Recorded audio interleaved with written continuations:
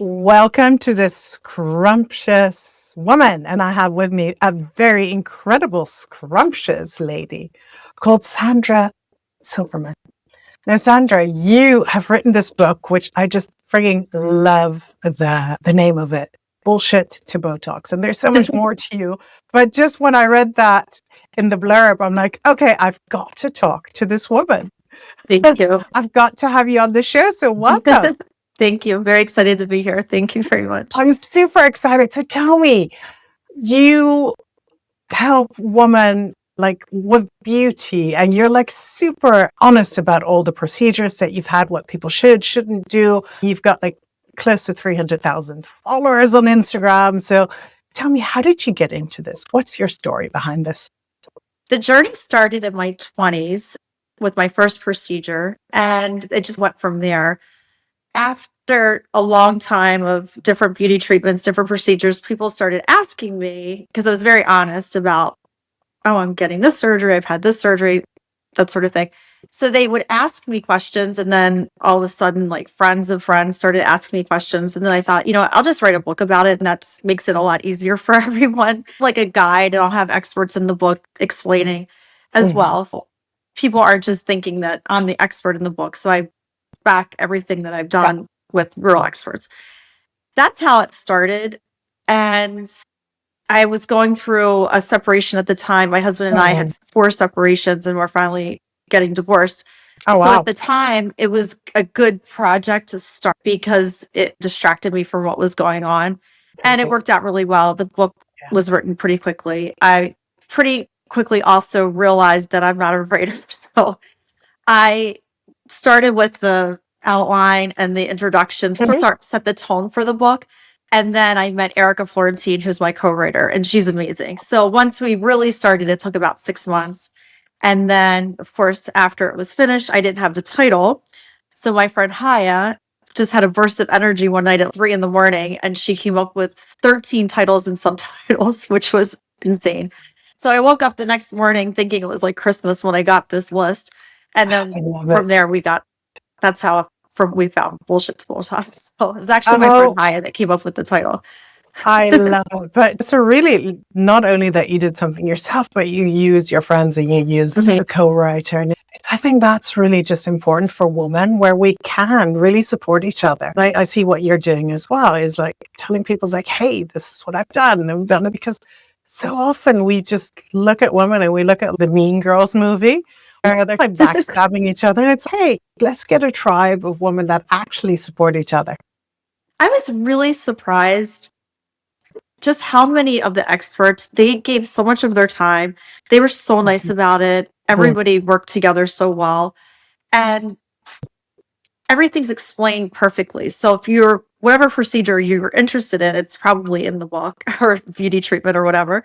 And once women can read that and they can visualize of how the treatment's done, what the effects are, if there are any side effects, what's the recovery time. It just makes it so much easier for somebody to want to get a treatment and not be afraid. Completely. I just had CO2 laser done. And holy moly, I thought that was going to be like a little afternoon treatment. Oh my God. For sure not. I have so much concealer on my neck. It's still blotchy like a month later. Like, not sure if I'm going to go in for my second one. I'll just wait until after the summer. Definitely. These are the things, right? Because then you Google and you look at stuff and you're like, whoa, okay. And it can be scary when you're Googling as well. Yes. You just never know what you're going to find.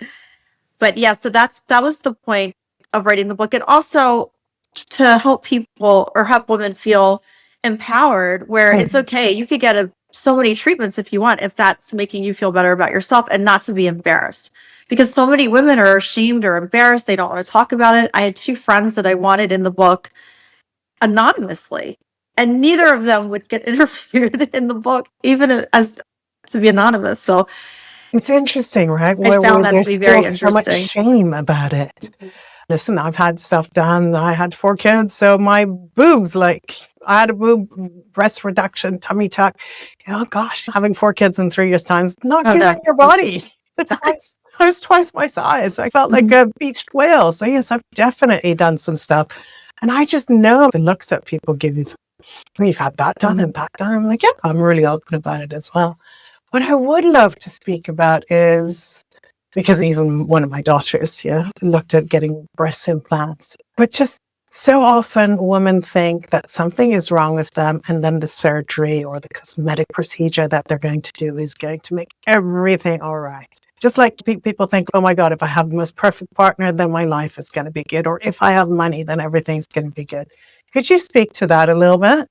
Absolutely. I was that person. I was very unhappy in my marriage. My husband started picking on me early on about my body. The first month we were together, he looked at me and said, "Oh, your body's soft. You should go to the gym." And that's the first time in my life that I ever felt like there was something wrong with me. Because before that, no one's ever insulted me. So I just thought, okay, I'm good. It never even occurred to me that somebody would say those things. So that's how it started. So I was that person where I didn't feel good enough subconsciously, for sure, because I started down this path and there were a lot of procedures. Once I got pregnant with my son, I gained 60 pounds. My husband called himself a beach whale, or called himself a whale watcher, called me a whale. He was the whale watcher. I was the whale. Oh man, they can be cruel, right? Horrible. Like, he looked at my weight gain like it was an insult to him. So basically, after that, I had gotten complete body sculpting. My body looked better than it had previous pregnancy. And I still wasn't happy. So I was that person chasing, oh, I'm not good enough. And eventually there was infidelity. So he was looking at other women, and I never left for my own issues that I talk about in my next book. So I was that person. And then over the years, I started doing life coaching and different things to work on myself, like internally. And then I started to really learn to love myself. So these procedures, even though I still continued, I started doing them for me and not because I felt bad about myself. But I understand what you're saying, because I was that person. I internally felt terrible about myself. And I thought, well, if I can fix this, and I can fix this, and I can fix this, then I'm going to feel better. But that's not how self-love works.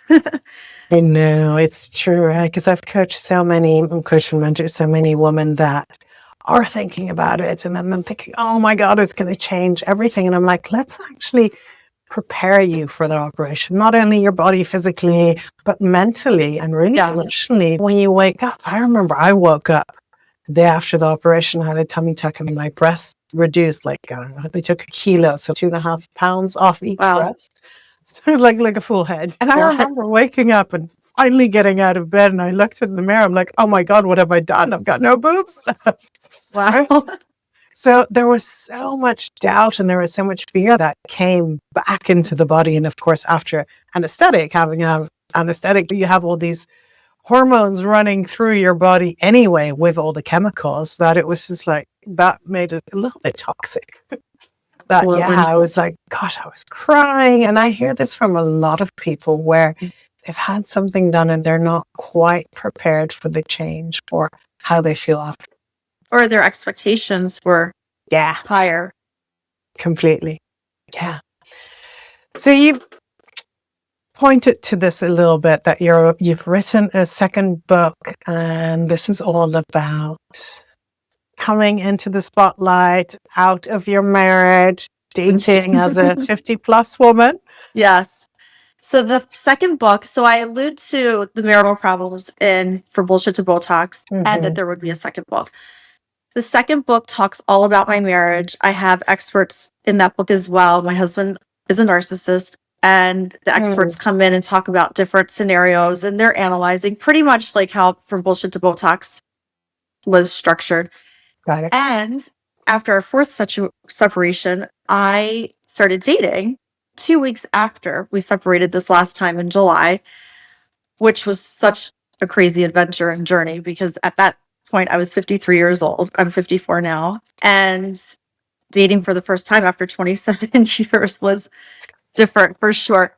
So I talk about that whole experience, plus other people that I've dated, up until I think we ended the book maybe a few weeks ago. So everything that has gone on almost for the past year.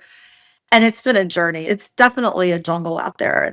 but fun. So what is just one experience that you're like, oh my God, this blew my mind as a woman that, because how long had you been married to your husband?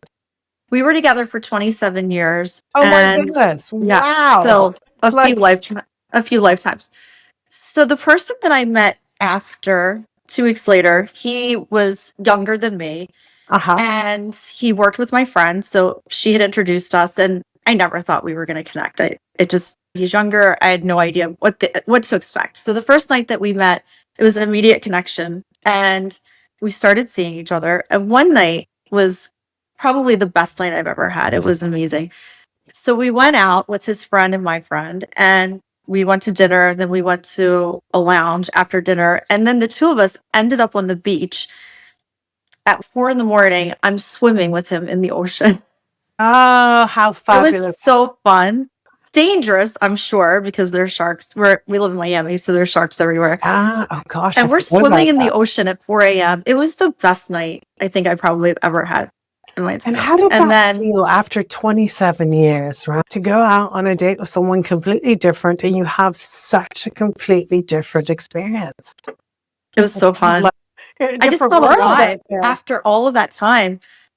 This person really helped me get over my marriage, and we continued this for about 5 months. And he really, I would say, is probably the number one reason I was able to get over my marriage and just Nice. find myself again. I was wild. I was free.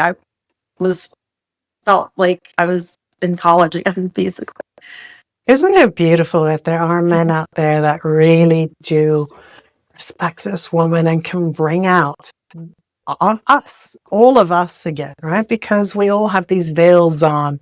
I talk about reclaiming ourselves a lot because there's a lot of our parts that have just died off. We've cut off because of expectations from husbands, from family, from whatever society. And all of a sudden, we're just getting more and more veiled and more braced. So the body understands this, and the psyche, of course. I'm a psychotherapist and then a hypnotherapist and EMDR therapist. So I understand all of that bit as well, but it also anchors into the body. So just to recognize that there are these beautiful souls that somehow come on our journey to give us a little nugget of ourselves back. And he just got out of a relationship the same time. So I definitely agree that our souls were just connected, our energies at that time for both of us. It helped him get over his relationship. It helped me get over my relationship. And we had a great time. And I think it's also important. I talk about this in the second book for women. Once you separate, just go out and have fun. It will help. Instead of, a lot of women want to wait a year. Oh, I want to wait a year or two after my divorce or after my separation for whatever reason. And it can be scary, but it can also be really fun. And I think also what I teach people is like, oftentimes my clients have had some sexual trauma and they don't remember it. But when they start working with me, all of a sudden they remember it. And they've been in long-term relationships and all of a sudden there's no sex. And it's just, yeah. And then these things get triggered. So it's like, okay, so have you actually been touched? Either by yourself and actually physical touch, but also just touched by life. Do you know what kind of touch lands? Or are you going about intimacy and just about living life in such a quick, rapid way? If we look at how, say, Tinder, swipe left, swipe right, look at Instagram and all the TikTok and all the things, it's like within 2 seconds, if you don't hook someone's attention, there's just scroll on. So it's like, you just move on to the next. I know, but can we just slow down again and really to be with yourself? So this is what I teach, and it's so triggering especially for a lot of women, because we're so used to being the caregiver, being the this, being the that, the perfect wife, the whatever it is, that we tick all the boxes and we do not put on our own oxygen masks. I love that you're really coming to this. And that's exactly what happened. That's exactly what happened for many years. And then it was a different world. I was free. I didn't care about anything. I was having so much fun. But now I'm back to being more grounded, just getting into back with myself again. But it was a lot of fun. But that's the beauty of it, right? We don't have to be static in the same way the whole time. We're going to have little outbursts, have fun, dance naked on the beach, whatever. Might not do that in the States, you get picked up. But No, I know. We're here lucky in that Europe, we're a little bit more we weren't lenient. arrested. For sure, we were lucky. Also, that night, the first night that I met him was interesting because for so long, my husband would tell me, I'm not sexually attracted to you. He didn't want to be intimate with me. He stopped kissing me probably 5 years before Oh, red our flag. separation, or that final separation.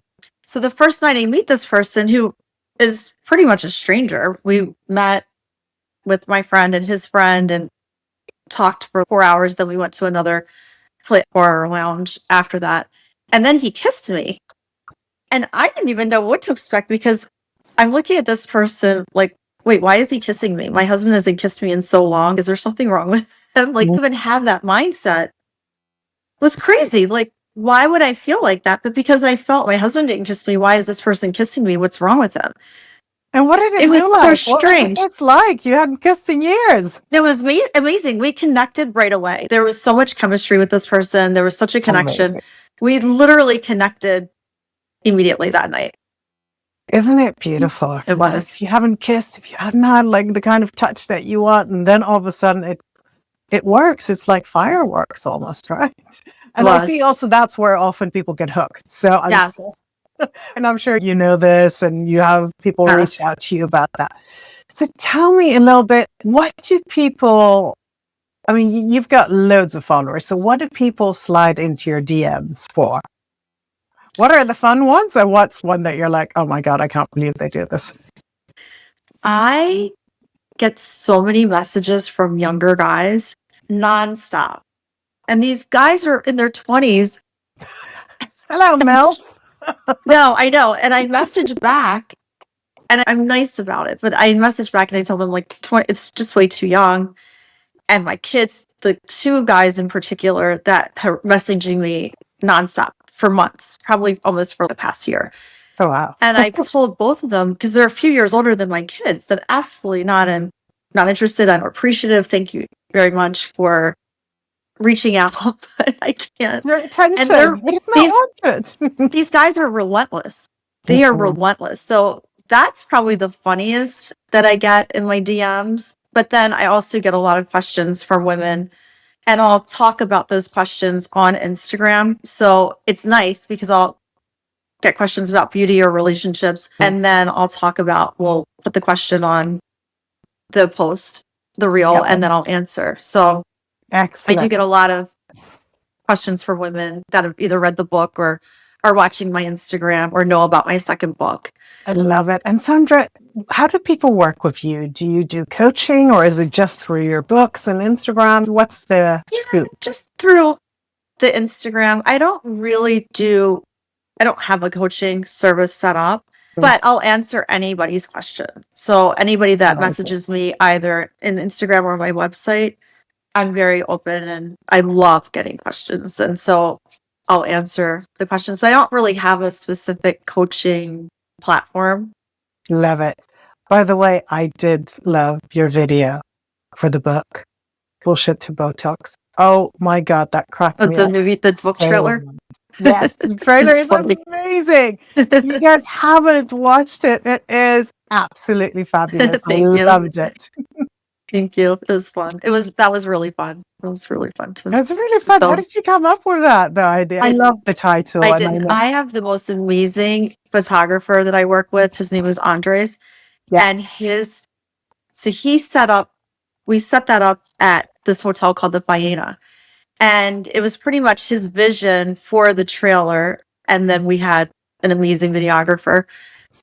So it was his vision, and he gave me a list of what to bring that day, which was a wheelchair and bandages and threads. And I had no idea what to expect. It worked out so well. Once we put the video, we had all these clips. I'm like, this is perfect. This is what I want the book trailer to look like.